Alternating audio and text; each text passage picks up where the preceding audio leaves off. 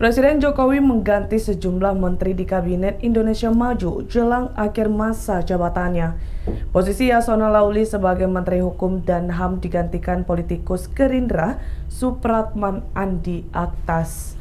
Supratman lahir di Tajunju, Sulawesi Selatan pada 28 September 1969 dan pernah menjadi dekan Fakultas Hukum Universitas Tadulako Palu. Ia menjadi akademisi hukum selama 14 tahun dan sempat menjadi seorang pengacara.